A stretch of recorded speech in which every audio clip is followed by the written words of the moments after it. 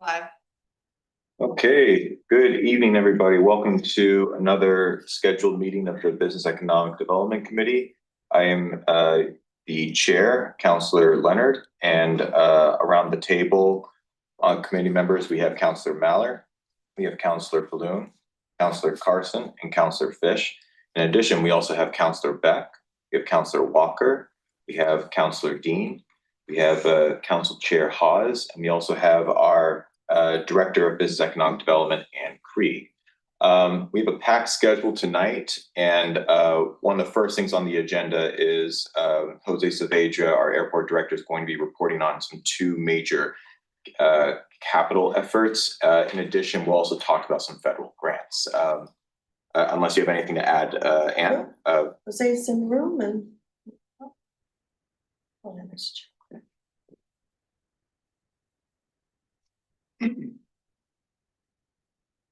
Good evening. Jose Saavedra, Airport Director, and just like Councillor Leonard already introduced, the report is quite robust today. So I'll try to keep it broad, and then I will. I'm sure there will be plenty of questions about the two capital projects that I bring today, and so we can dig a little deeper into each one of them. So one of the first project that is noted in my report is the fuel storage facility. And so this is a project that we have been, that I've mentioned a number of times over the last year or so. And the facility that we have, like I provided a little bit of context in my report, but it is a facility that is part of the original transfer that was acquired by the city as part of the military surplus transfer in 1968. That doesn't mean that it was built in 1968. It was probably built way before that, right? And so this is a large piece of infrastructure that has helped the airport tremendously over the last, since the airport started operations and operating the FBO, because we are the sole fuel provider on the field.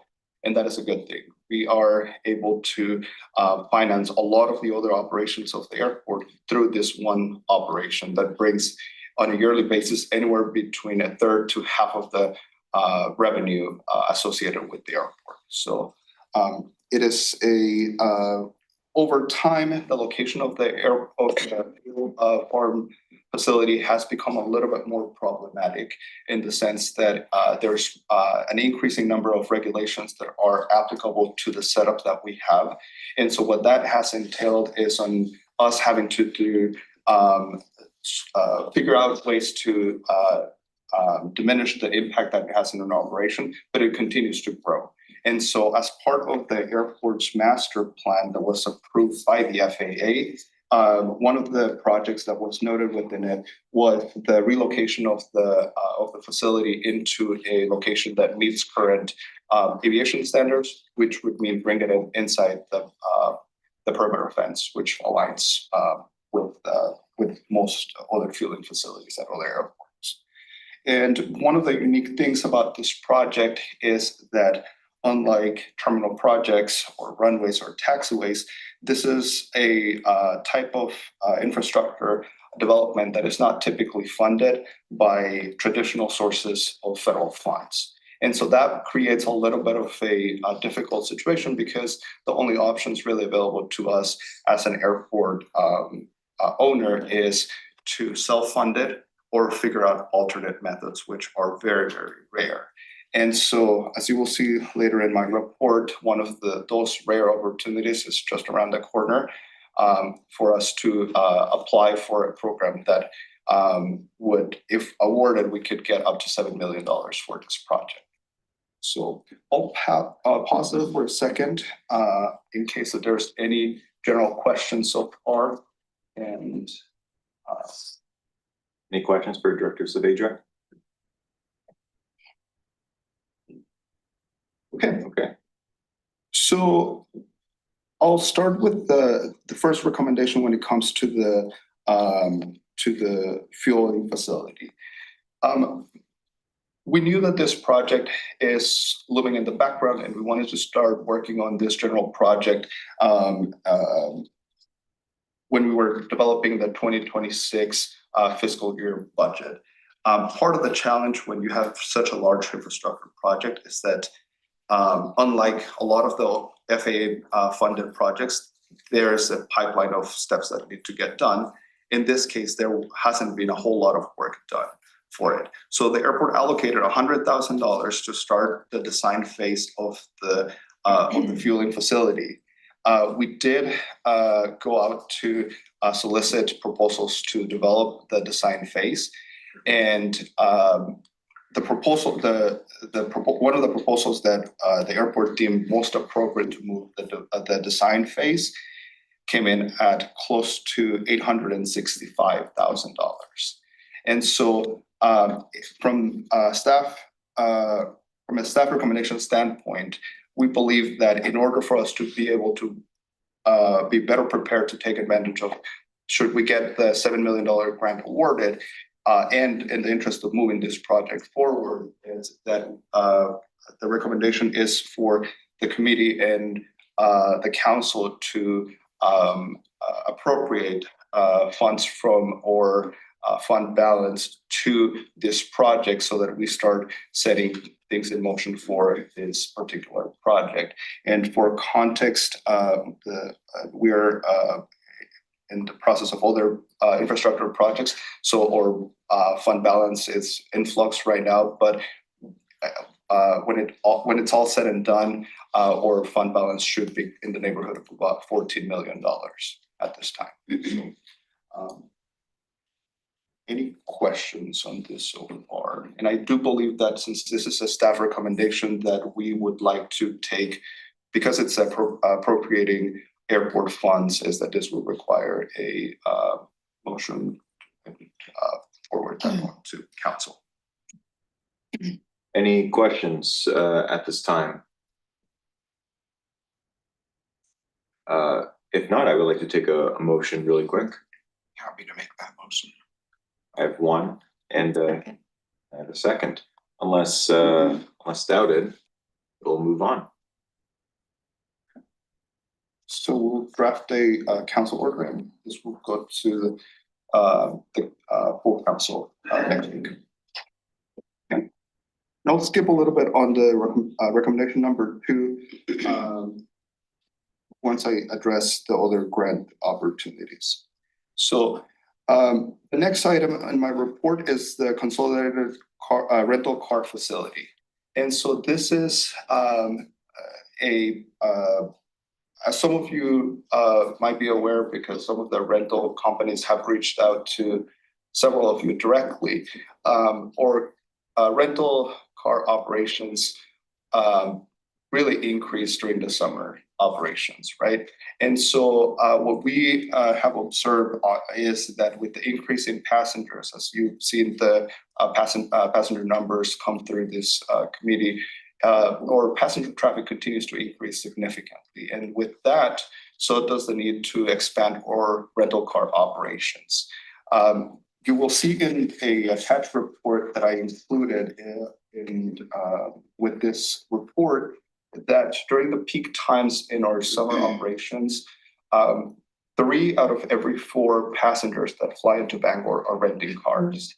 And so we have a very seasonal operation when it comes to car rentals that is not typical of industry standards. And so I think that in order for us to be able to better accommodate our passengers, this is a project that is also included in the master plan, and that the car rentals are in agreement and in support of the airport moving forward and implementing what it's called a CFC, a customer facility charge, that it's a extra fee added into any car reservations that then pays for the development of the facility to develop this infrastructure development at the airport.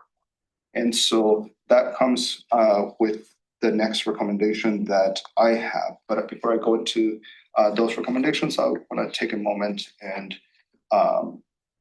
allow for any questions that you might have. Any questions from council so far? The only thing I'll say is that big giant red block of parking that you laid out kind of frightened me a little bit. I hate parking space, but the numbers speak for themselves, so it makes sense. Yes, yes. So for the consolidated car rental facilities, just like with the fuel farm, again, it's a project that is included in the plans, but there has been very little movement in terms of the development and planning that goes with it. So we engaged a consulting firm to help us start moving the right pieces on that general direction. Their advice was for the airport to engage an engineering firm to start looking at site development, planning, and then to also bring in a financial expert that to help us develop a plan that would help us set up the financial structures to develop this program. And so that would be the next step once we establish the CFC.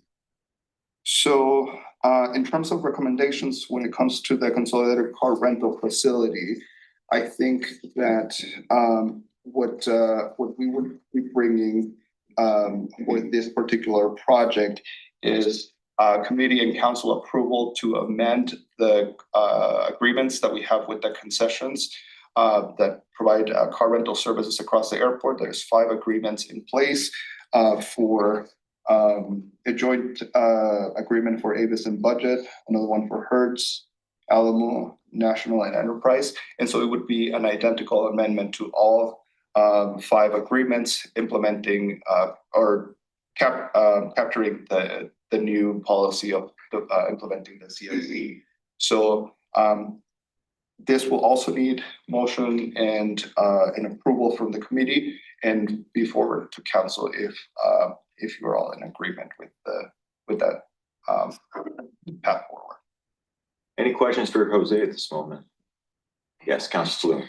Okay, like question, I think, but so there's not currently this fee, this CFC fee charged at all. Are there other fees that are charged when I'm not sure I've ever rented a car in Bangor, so I don't know what the fees are when you rent a car in Bangor. So I'm just curious, like, are we talking on like, $50 on a rental or? So you have a copy of the letter that was in your packet that was issued by Steer Group, which is the consultant that we engaged to help us develop to help us do a market analysis of what was appropriate for this charge. And the letter recommends implementing a $6 fee per day, which is in line with what other airports have in place for this type of fee. Currently, there's no customer facility charge in place for car rentals. This would the change in the agreements would implement that charge. Right, yeah, I understand that, but what I'm asking are there other fees? And maybe you don't know this, are there other fees that are being charged currently? Not by the city. Not by the city. Yeah. Okay. Yeah. Anything? Oh, okay. Anything else at this moment? I do have one question regarding the infrastructure of the airport itself, the parking lot. If the airport were to say want to, and I'm just using this as a hypothetical, invest in, say, solar panels above the parking spaces that we'd be proposing for these car rental companies to work out of, would their contracts that we're signing with them, would that stop us from developing anything, or are they basically effectively renting space from us? So the way this particular infrastructure is developed is that it is, for all intents and purposes, operated by the airport. And so because the fees do not come from the car rentals, instead it comes from the customers that rent vehicles at the airport, it's deemed airport infrastructure. So we have the flexibility to do that. But to build off a little bit of your question, the airport has a number of energy and sustainability programs that are also outlined in the master plan, particularly when it comes to solar panels. And so that is part of a larger project that is all Thank you. Unless there's any other questions, I'm sorry, we need staff recommendation on this. Yes, so the recommendation is for an amendment that we consulted with legal to draft those amendments, and it would go with the council order for each one of the 5 agreements to the next council meeting if approved by them. Did I get a motion? So moved. Second. Moved and seconded, unless doubted, that will move on to council. All right, and so I am going to backtrack a little bit to talk about grant opportunities. So the 2 options that opportunities that I included in my report. Number 1 is the military airport program, and this is a very, very unique program. It's highly competitive. It's been several years since the FAA has actually employed this program, and so I was very excited to see this come through because in the past the airport had been hesitant to pursue this particular opportunity. And I think that there was some misunderstanding on the FAA's part on our ability to qualify for this program.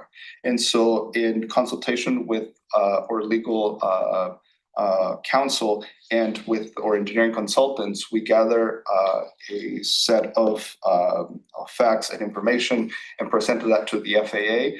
And once we discussed and walked through the entirety of the project that we were proposing to pursue with this funding, it was determined that we've met the criteria to apply for the program. So again, it's a competitive program. It's not guaranteed, but I think we were successful in passing the first hurdle, and that's a positive sign because at least now we know that we can continue on this path.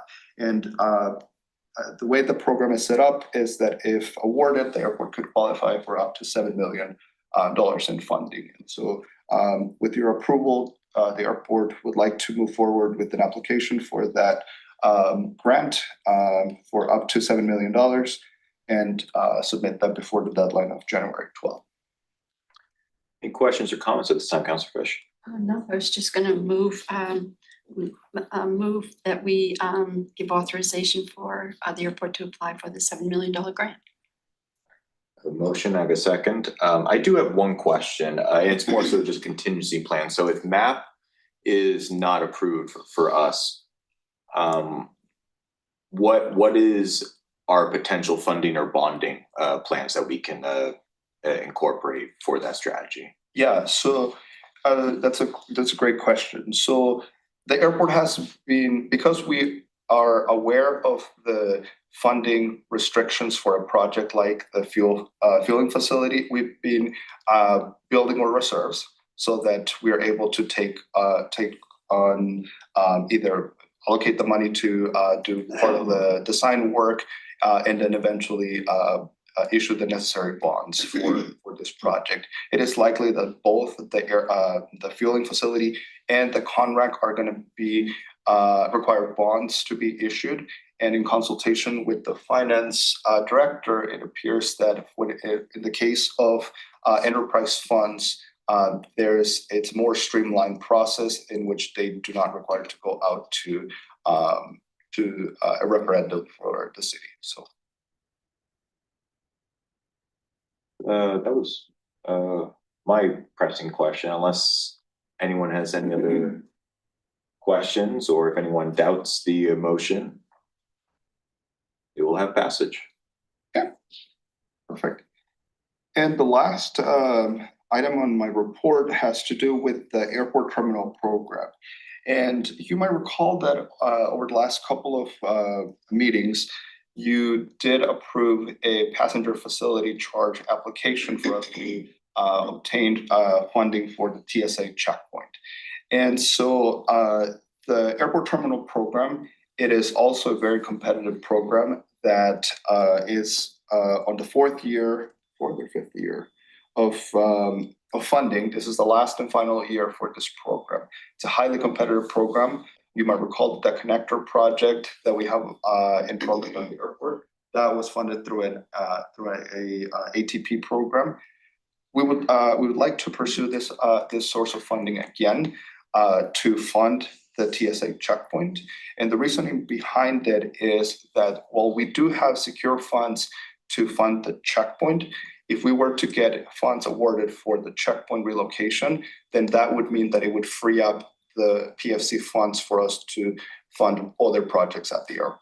And so the mechanisms in place do allow for that type of structure in which we have a source of funding. If something else becomes available, we can swap those sources and then continue to, and it would benefit us and our ability to continue to move other projects forward. If we were not to get this award, then we still have our PFC funds available to continue to move forward with the relocation of the checkpoint. Questions or comments for Jose? If none, I would take a motion. So moved. Second. Seconded. Unless doubted, we'll also see this on council. Perfect. So that covers my report. So unless anybody has any questions, that wraps it up for tonight on my side. Thank you very much. Oh, I'm sorry, good, Councilor Beth. Oh, I got a real tough question. So, just because I thought it was super cool on the tour, is the Flybrary. So, do you mind just sharing so the public can hear about the Flybrary that's going on that just got created here at the Yes, airport? so the airport has a very robust marketing program that many people interact through or social media channels or through a website or through advertisement that we do. And as part of the community development initiatives that we have, the library has been a project that has been in the works for quite some time. And so we were excited to finally see that come to fruition. And so it was installed in the second floor of the terminal, right across from the TSA checkpoint, and it's available for the traveling public to grab a book or drop a book. And, we're excited that that's up and running. Yeah, I just thought it was super cool because these books that go into it would have just gone out the door as a donation or something anyway. So it's not like it's costing anybody anything, and it's an awesome opportunity for anyone coming through and forgot a book at home and wants to take some on the plane with them. There it is. Yeah. I thought that was great. Thank you. Right. Unless any other comments or questions, thank you, Director Deveja. Thank you. Appreciate you as always. Okay, next up, we're going to have a continued conversation about whether Commission on Cultural Development grant funds may be used for capital expenditures. Oh, I'm sorry. Do you have anything else? Okay, Yeah, I'll let you take it away.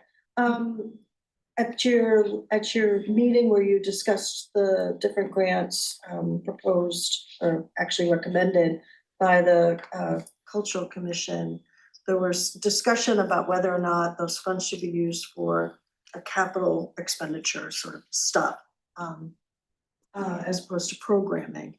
And I did bring it back to the commission at their meeting in December.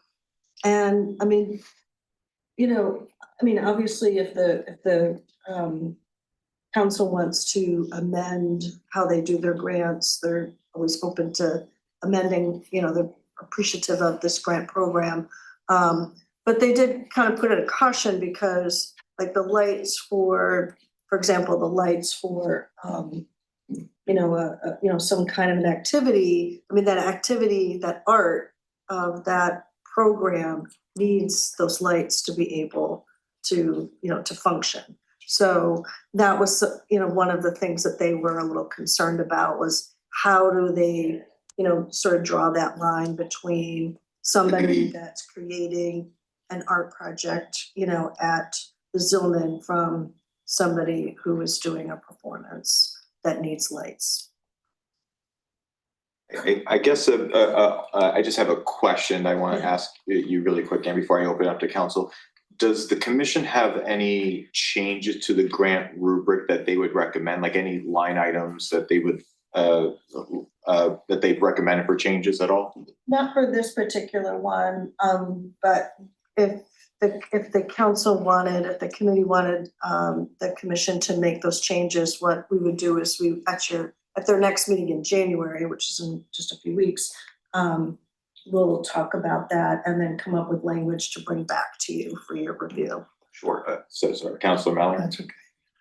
But when we talk about the lights, this was not new lighting, this was replacement lighting for what they had already had. So there was no way we were going to disturb the production. Mhm. So it wasn't a necessity, it was because they felt they could save money, but you know, I have real issues with that. If it's a consumable product that they're using, which they mentioned, they tried to compare it with a consumable product like Right. art supplies. This is not a consumable product.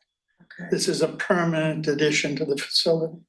And where they already had it and they were looking to upgrade it, I had Yeah. questions. So things like replacement, that's a word that, you know, could definitely go in there, replacing of something. Maintenance, maybe is another sort of buzzword. And I'm just trying to figure out like what kinds of amendments would the committee want to see to separate I it. think what we're interested in is, at least in my opinion, from what I've read anyway, is consumable products are not an issue. You know, like art supplies and things like that. Right. But when you start attaching a permanent item to the facility, then I have an issue. Okay. Councilor Carson? I wanna know, are you aware if it's like stage lighting, I'm sort of curious about whether that is an asset that depreciates and that can be written off versus some of the other things mentioned, like art supplies.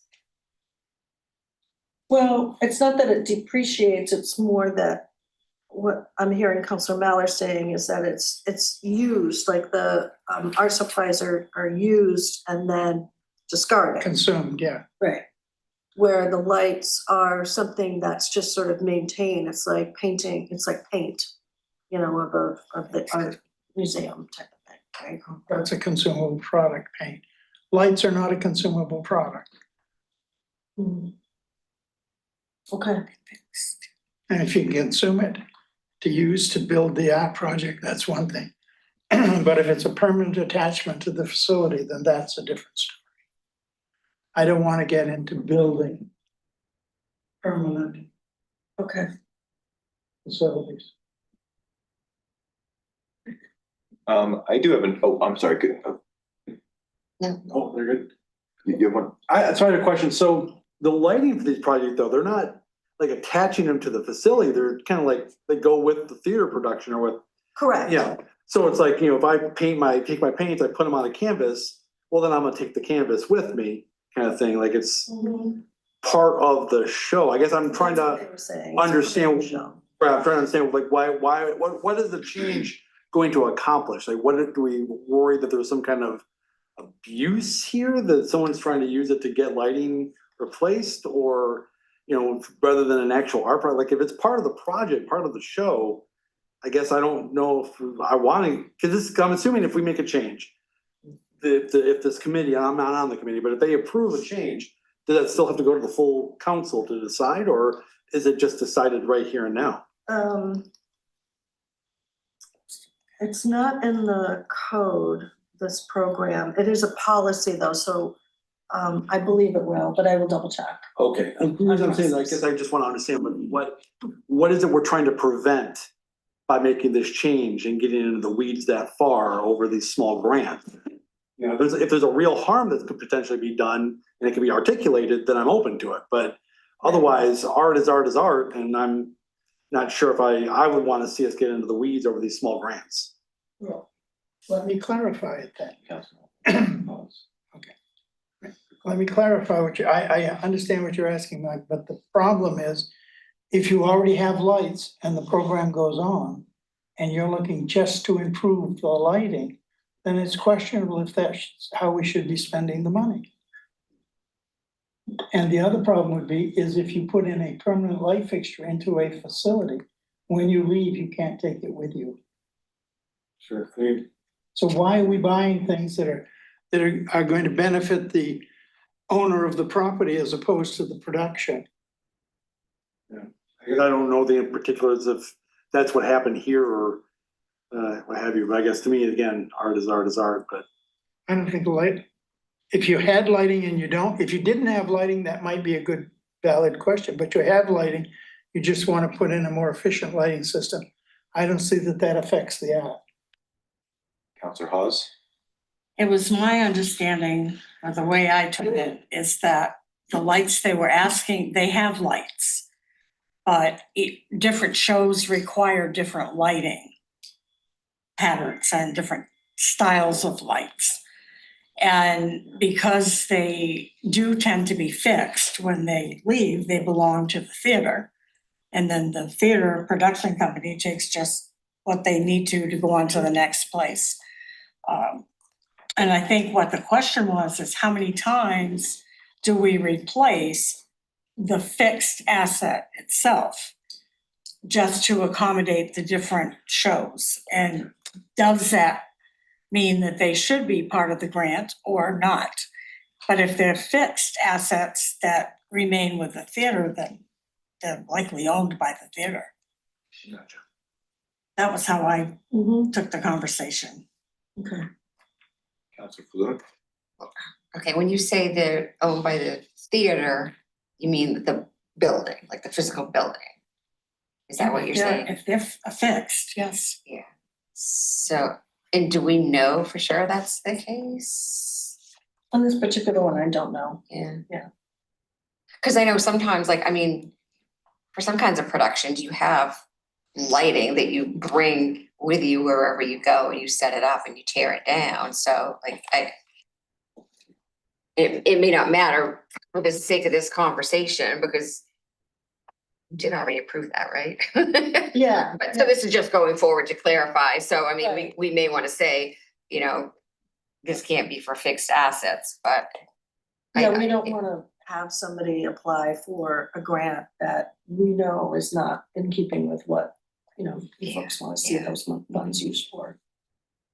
Counselor Carson? I just want to go back to does it depreciate? So publication 1250 tells me that stage lighting depreciates, and at over 39 years, the owner of that lighting would be able to reasonably recover the cost of the lighting. And so my issue is that we are awarding a grant for lights, and they will be able to recover the cost of that through depreciation. So I don't see that as the same necessarily as art supplies, which of course are expenditures, but the lighting to me is a different question. And so I'm wondering if we can take a look at the policy from that lens. Because that's sort of like double dipping, right? You get to get the lighting and then you get to recover the cost for it. And I don't see that as fair. I guess my only question I would have is, like, what percentage historically has gone to capital type requests? And it's Yeah, most of the time it is programs. I think this is an unusual application. Usually it's, something that the Zillman is putting on or one of the theaters is putting on, but it's the show itself. Right. Or the ballet. okay. Oh, yes, Counselor Hawes. Which I think is why we're having the conversation, is that historically it is mostly programs, and we haven't had to have the discussion of fixed assets and those types of things. But if things start to come forward, it behooves us to at least put something in our policies that we can refer to at the time we need it, and not have to keep going back each time and having a conversation that may vary. So that's why we started this whole process, just to update. And certainly you'd want your comments in there and anything else that's been around the table. Okay. So I feel like I'm hearing, I'm not sure if it's a complete consensus, but what I'm hearing is this definitely deserves a bit more of a nuanced discussion regarding like what is an appropriate capital investment at this point in time, because historically speaking, these have always been used for program oriented expenditures. And so I Personally speaking, I am open to the idea of, depending on what the fixed cost is, depending on what it is, I'd be willing to. I'd like us to be kind of flexible with some of these grants just because they are so small. At the end of the day, though, typically this usually does go to programs, and I would rather see more programs come into play, less so more capital expenditures. But again, I mean, I would prefer to be flexible on this issue. That's just me personally, though. Do we need an action on this item right now, or? No, what I can do is I'll bring these comments back to the commission, and then after that, I'll come back to you with some possible amendments for you to take a look at. Okay, any final questions before we, oh, yes, Councilor Mallon. Just one more comment. Yeah.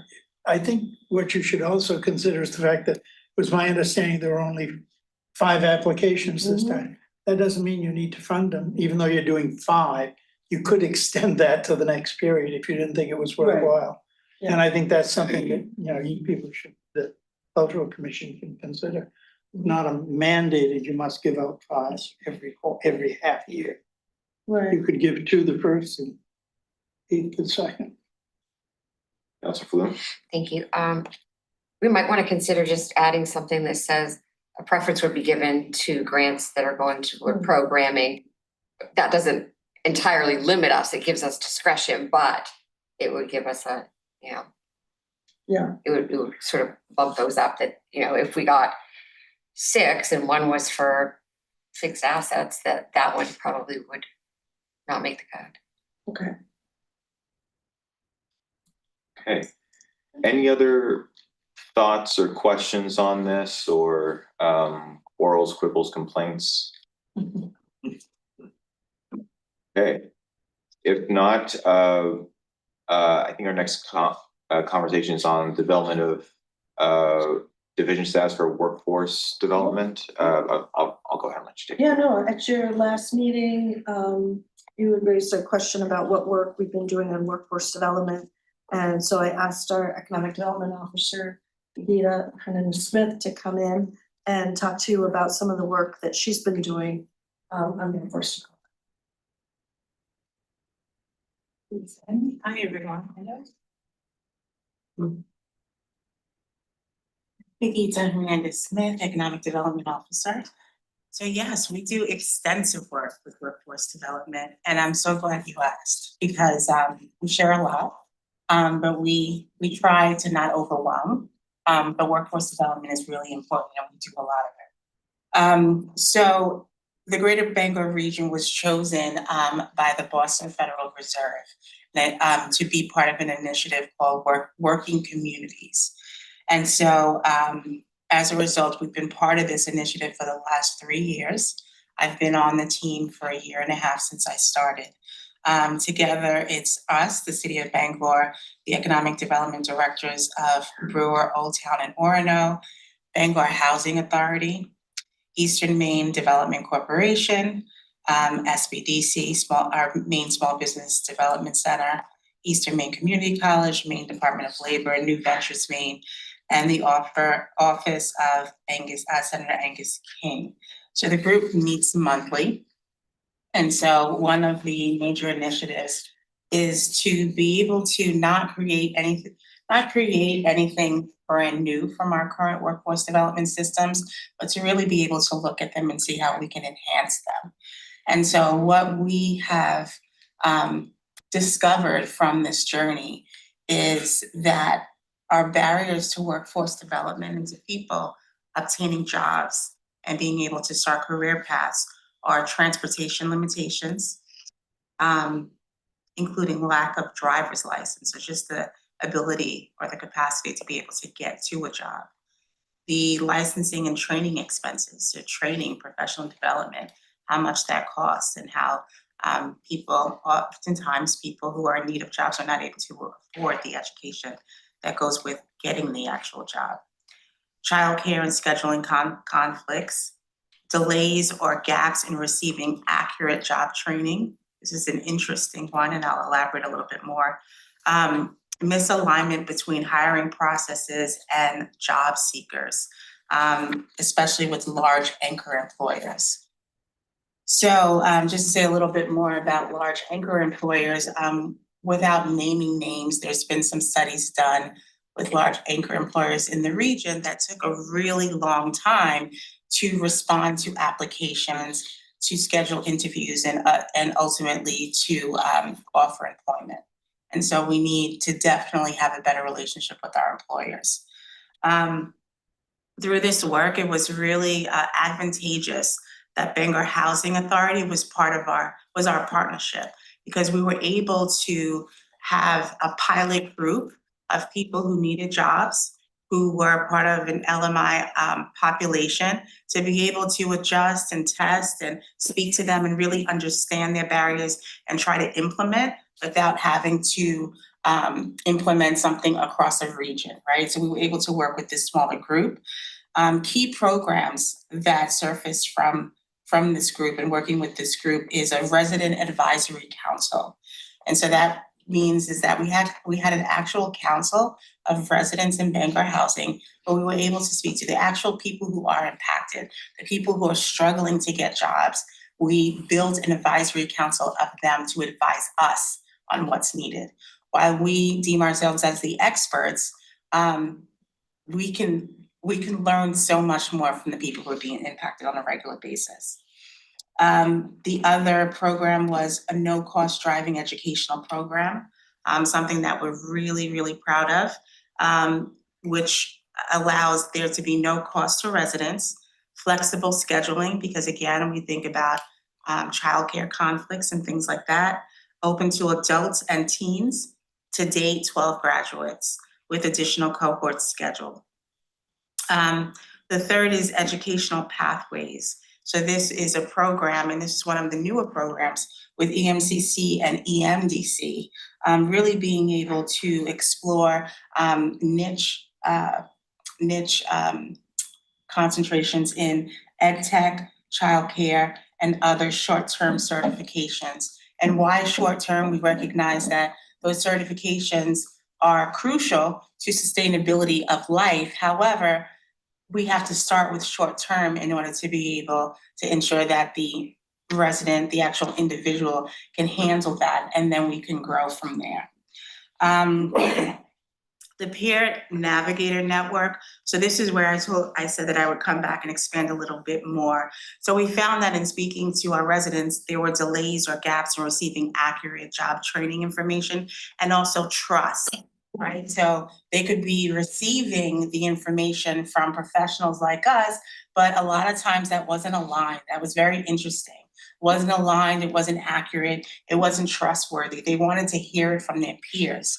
So we created a peer network up to 15 residents, of which we paid them a stipend to be able to be trained, understand the jobs and the opportunities, the ways to navigate job placement, and share it with their peers. And that's what we found was really, really powerful. Understanding that this, again, all of these programs were things that we tried across our partnerships within Bangor Housing.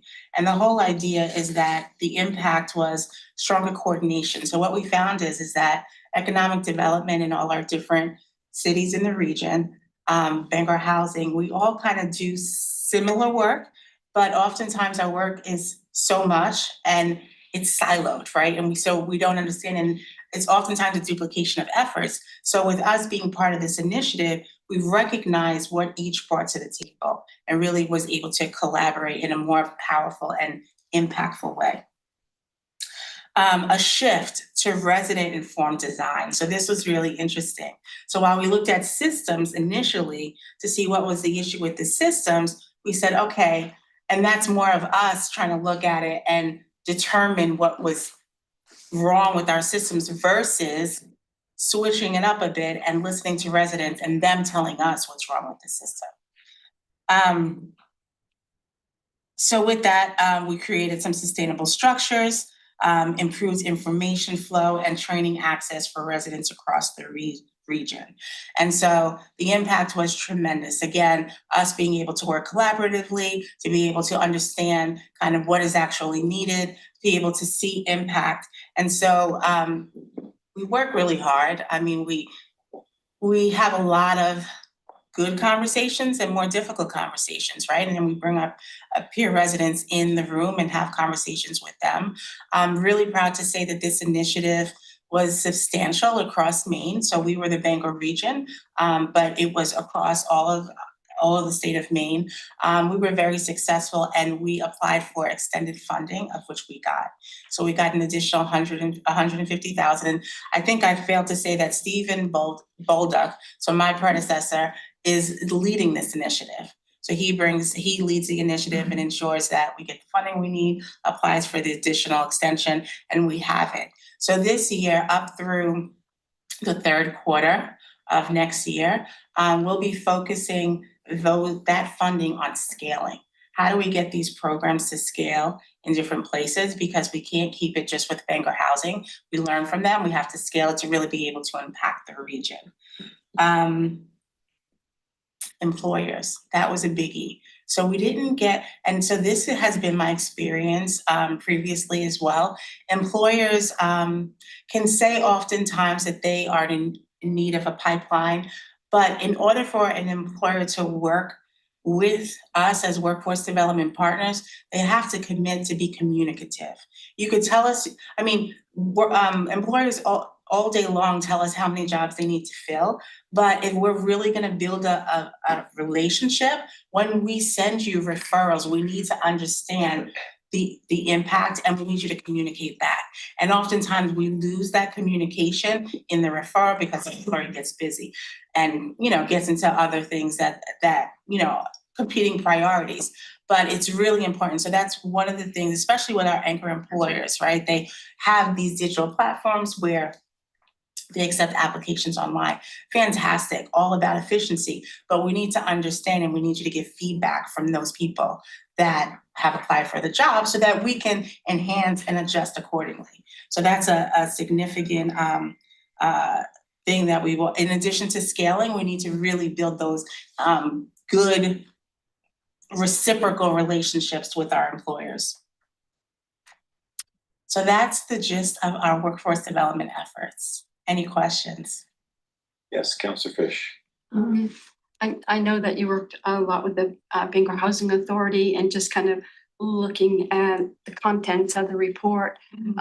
Was this geared primarily for economically disadvantaged or lower income communities that really needed more job opportunities? Because I'm also wondering about just how jobs have shifted.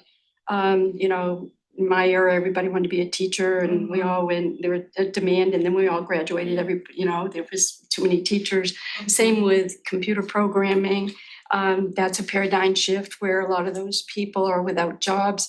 So I think sometimes just as demand, surplus and demand changes with the job opportunities, what about individuals kind of caught in the paradigm shifts of different types of careers? And also attracting skilled laborers or skilled jobs to the greater Bangor area. I just don't see that sort of being addressed. So I wondered if this report was intended to be just for those that are of lower income and need more job opportunities and training, or if this is an overall scope of the entire job development in Bangor. Yeah, fantastic question. It was focused on those in lower and moderate income, that lower moderate income population. Hence, we worked with Bangor Housing. But yeah, that would definitely be something that we would have, that would be our next phase because with these individuals, it was more entry level, right? How do we get you to that first job? How do we get you to ultimately graduate out of housing and to be able to take care of your children in a cohesive way, be able to have a car, those very essential needs. But yes, workforce development goes beyond that to different career paths and different income levels and things like that. So yes, the answer is we focused on LMI, that population. But yes, we do have to do more. This particular initiative wanted us to focus in that area. As far as us in the work that we do, we being economic development, we don't do direct workforce development. We work very closely with EMDC. And so, again, being able to understand how do we scale what we currently did, and to be able to raise it a notch where we collaborate, because that's not necessarily the everyday work that we do every day, but it's certainly the everyday work that's done at the Career Center, that is managed and operated by EMDC. I could actually follow. Oh, I'm sorry. Did you want to? I just wanted to follow up, but Please go ahead. and I just get concerned sometimes when I see housing reports and this our workforce report, and we have to be very mindful of our economically disadvantaged. But I still think sometimes we really need an overview of our entire community for the middle, the middle housing, the Absolutely. middle workforce, and to just get a better perspective for the city as a whole. So I appreciate this, but thank you for explaining. Yeah, definitely. And I think that's a great phase 2 of this project, right? How do we as partners be able to address the middle income residents? And how do we closely, because we've experienced working closely with these partners, but how do we make it holistic? And I will definitely bring that up in our next meeting. Yes, absolutely. And I just wanted to pick. Oh, I'm sorry. Did you? No, I want was just gonna add, that Begita also does extensive work with students at Husson, to talk about, different, things that they can do with their degrees at Husson, just looking at, what's available to them. So, and you and Brad have been doing a lot of work with that as well. Yeah, especially in this field where we know that we need some succession planning, right? When we speak to students about economic development, community development, local government, they often have the wrong idea and vision of what the work is. And so we do a lot of that, kind of explaining a life in the day, ask us questions. We did the internship last year. We'll do the internship again about really getting them to understand that, to eliminate the stigmas, right? To get them to understand that it's really phenomenal work and how you contribute to your community. But to make workforce development whole, we really need to be able to take that and then connect it to the actual opportunity. And I just wanted to piggyback off of what Councilor Fish said earlier. It's hard for me to not refer back to that report that we received regarding the livelihood economic related issues in the city earlier. I mean, just knowing that 66% of all Bangor children are on main care right now shows me that we are not, from our labor force perspective, economically strong right now. And what I would really like to push forward is a way for us to track and whether it's like participants enrolled, organizations that I'm working with, but we definitely need to implement a tool ready and available for us to track where we were and how we're getting along with our labor force development. I feel like right now there are people that are providing numbers to date that can help us. I mean, you just told us that we had like 12 graduates recently, which is phenomenal to hear. I do think though that when we're talking about when we're talking about some of these large anchor employers as well, I know that there have been issues with people who have been sending out their own applications for jobs in certain areas that have just been, I mean, to use a modern day term, ghosted, basically.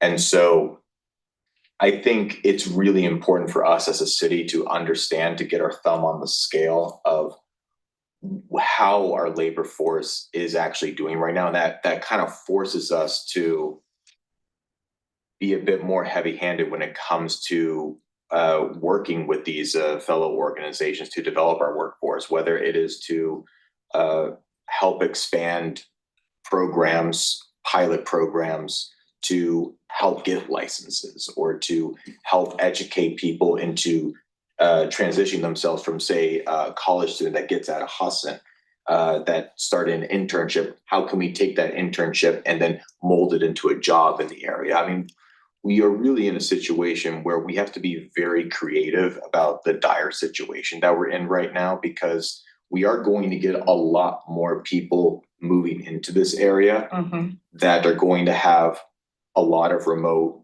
paying jobs that are not going to be reflective of what a lot of people work in this area. And I fear that we're going to have some really bad gentrification issues unless we actually get a handle on what are some of the misaligned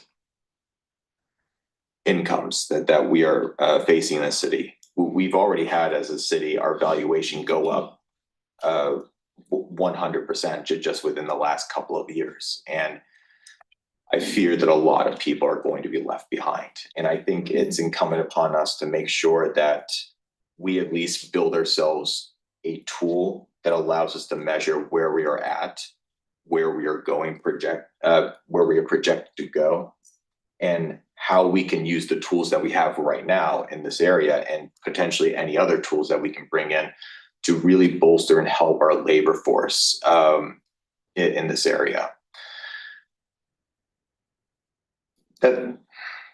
I know I kind of got off on a tangent. I apologize, counselors, but is there any other? Yes, Counselor Beck.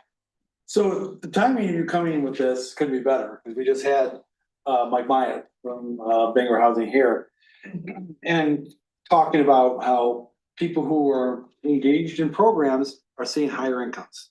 You know, the incomes are going up. And so I see these programs, especially the Peer Navigator Network. And that's me personally, I see investing in people, it's never a bad investment. Like it's, oh, you always are going to get return on investment some way, somehow. The driver education piece, I like, because it's a lifelong skill you've given someone. One-time cost, they will carry that through the rest of their days. I guess I would just say this, I'm so happy to hear that there's exploration to how is this scalable? How can we do this elsewhere? One of the things I would be curious to hear about as it goes to other places outside of, you know, Bangor Housing and other places is if they're also able to kind of keep an eye on the improvements that it's making for people. Because, you know, already we're seeing a difference where it's being done already.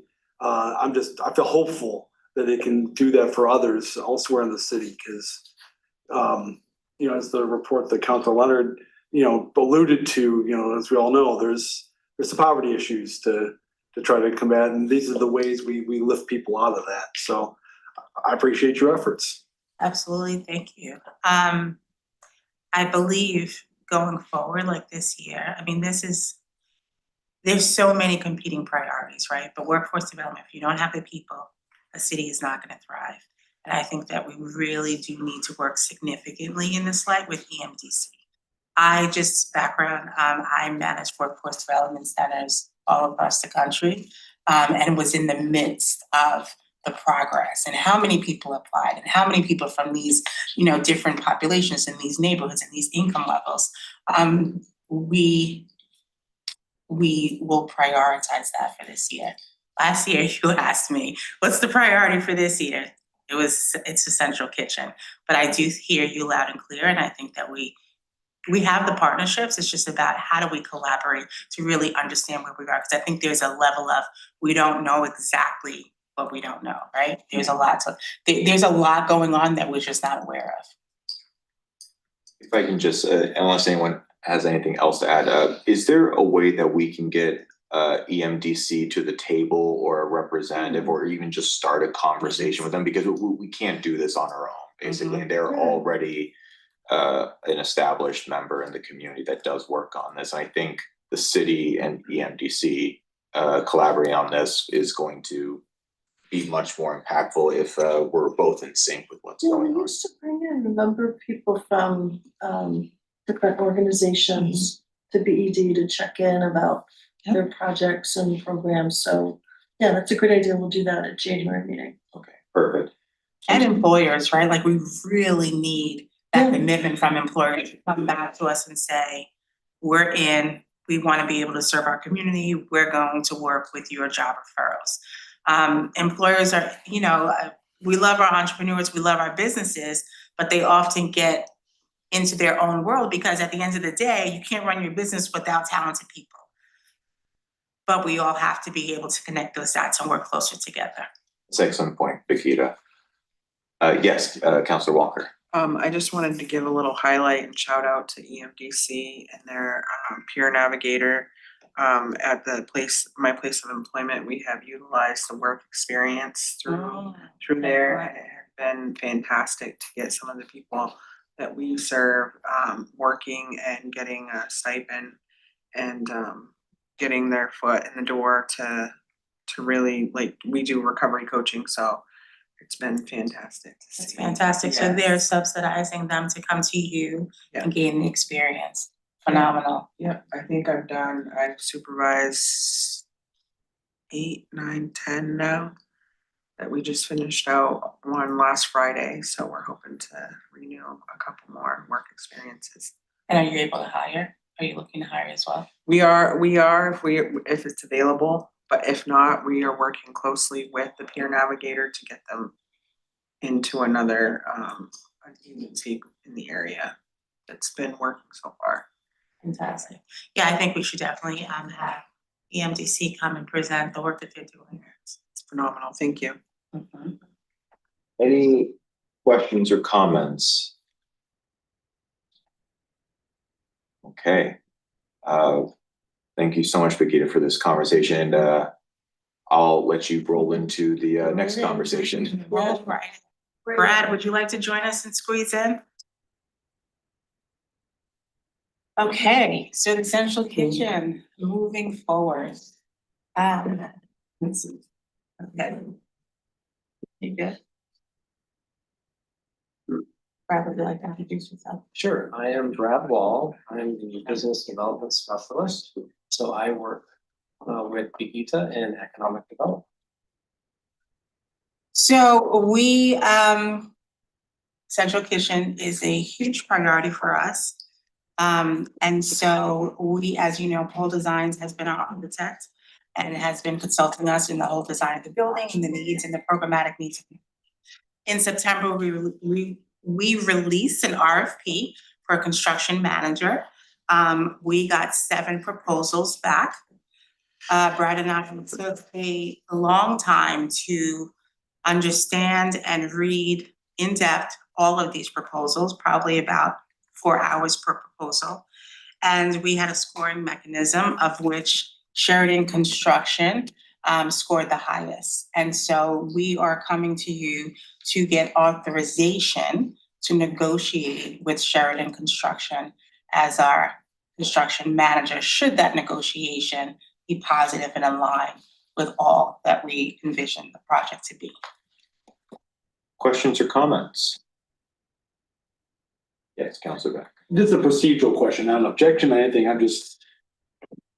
It's for the RFP though, I guess I'm curious why it comes through this committee and not finance. Is it just because this particular item? Yeah, so we met with Stephanie at length, we were trying to decide which committee. However, it'll come to the finance committee once we negotiate and so we're negotiating on the GMP, which is the guaranteed maximum price. If we align in that way and we align on the building design, then we will go ahead and go to the finance committee to execute the contract.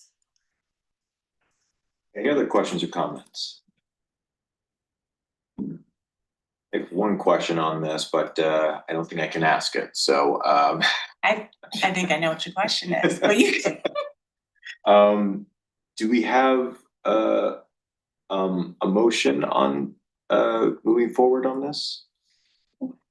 Or does anyone have any other questions? I'm sorry if I moved too No, fast. I just have one quick question. Sure. Now, if we move forward on this, where's the money coming from to pay for this person? to pay for the actual project. No, not the project, well, that too, but for the person that you're hiring. the management of the construction? So the construction manager gets a percentage of the entire budget. The budget is funded through the Northern Border Regional Commission. We got 500,000 from them and BRC. We got $1 million from HUD. And then the rest has already been authorized to be bonded. Reauthorize the bonding? I believe we did. In the Oh, budget okay. process, Okay. the current budget, right? Okay. Yeah. Oh, yes, please go. One more quick question. Sure. The size of this project, how does it compare with the one in Portland? So Much larger or smaller? it's a little smaller. It's 18,000 square feet. Do you remember the one in Portland? How big it was? As I recall, the one in Portland is approximately 30 to 40,000 square feet. Yeah, that was like 32, 33. And you have people waiting in line to utilize the kitchen? Oh, yeah. We anticipate a waiting list, so we'll have an interview process. I think I had spoken about simultaneously as we build this building, we have to make sure that we are very specific in how we build our operations and how we interview and the balance of the kind of entrepreneurs. We want green entrepreneurs who are very new in operating their business, but we want to make sure that we balance that out with seasoned entrepreneurs as well, so that there could be a diversity of learning and synergies in that way. And it's just as important as the building. So yes, we anticipate a waiting list because we've had so many calls about the central kitchen. How many central kitchens are there in Maine? There are 3. So Skowhegan, Portland, and ours will be the 3rd. And UMO, And UMO, yeah, they do testing, they have a testing kitchen. they do testing, but we'll do some testing. We'll do some actual production, and we'll do selling as well, Theirs is more like a food science testing kitchen. like a lab. Yeah. All right. Of course. Yeah. I have to think for a minute and then it pops into my little head. What are we looking for before we get a return on investment? I mean, is it gonna cost the taxpayers money every year? I think I saw the projected cost, wasn't there a deficit the first 5 years? First 3 to 5, yeah. But yeah, so those were some documents that were prepared several years ago. So we're in the process of working with the new consultant to revise those numbers. And so when we get them, we'll present them to you. Yeah, it's gonna be hard to convince the taxpayer to pay the amounts. I think it was like $1 million a year for 5 years originally. I don't think it was that, but we'll double check those numbers.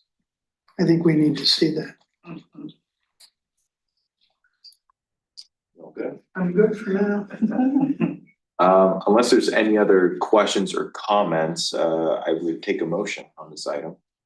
I move that we give authorization to proceed with construction negotiations. Second. Moved and seconded, unless doubted. This will move on. Thank you so much. And that brings us toward the end of this meeting. And did you have any other final things you'd like to deliver to us? Very quick executive. Oh, yes, that's right. Okay. I will take a motion on that if anyone would be so willing.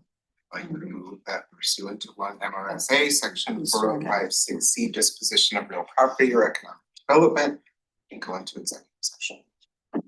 Second. All right, we have a motion, we have a second. Roll call vote. Counselor Carson, Yes. Counselor Fish, Yes. Counselor Balloon, Yeah. and I will be a yes. Oh, and Counselor Mallon. Yes. You are in executive session.